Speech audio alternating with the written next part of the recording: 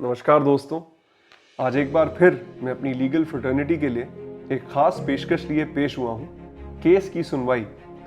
It's a small poetry piece और इस poetry piece में मैंने केस की सुनवाई के दौरान जो बारीकियां होती हैं उन्हें कैप्चर करने की कोशिश की है इन अ पोएटिक फॉर्म। तो पेश है आपकी खिदमत में। वक्त पर कोर्ट में वकील साहब ने किया प्रवेश।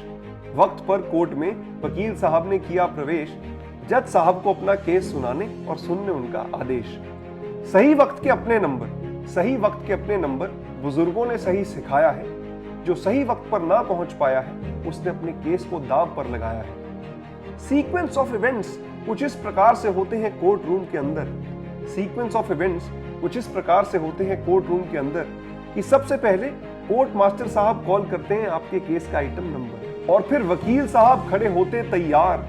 वकील साहब खड़े होते तैयार, प्लीज माय लॉर्ड्स बोलते हुए अपने पेपर बुक के पहले पन्ने को बड़ी शिद्दत से खोलते हुए रेलेवेंट एनेक्स्चर पेज नंबर को करते हुए refer. Relevant annexure page number को करते हुए रेफर। वकील साहब बहस शुरू करते हैं अपने बेस्ट आर्ग्यूमेंट को करते हुए प्रेफर। तथ्य का सत्य बताकर शुरू होती कहानी। तथ्य का सत्य बताकर शुरू होती कहानी है। तथ्यों के संज्ञान के बाद कानूनी बात बतानी है। पिटिशन में क्या फ्लॉ है, कौन सा लगता लॉ है। पिटिशन में क्या फ्लॉ है, कौन सा लगता लॉ है।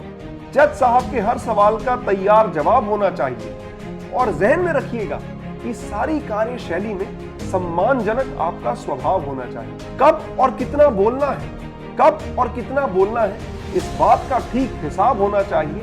रेलेवेंट डेयर एक्ट, भारत का संविधान आपके हाथ आपके साथ जनाब होना चाहिए। और जरूरत से ज्यादा बोलकर कभी किसी ने कुछ पाया नहीं। जरूरत से ज्यादा बोलकर कभी किसी ने कुछ पाया नहीं।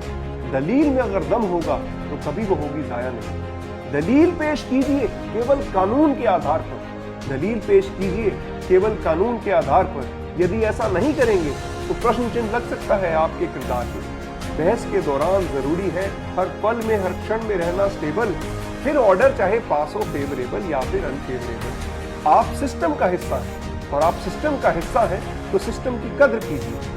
कोर्ट के काम के बोझ को देखते हुए डटे रहिए और सब्र कीजिए। परसिवरेंस एज दे से is the secret of all Triumph. तो डटे रहिए, खड़े रहिए, एक साथ रहिए। God bless you all. Thank you very much. शुक्रिया, धन्यवाद कहता हूँ, कई दिन बाद कहता हूँ। जय हिंद।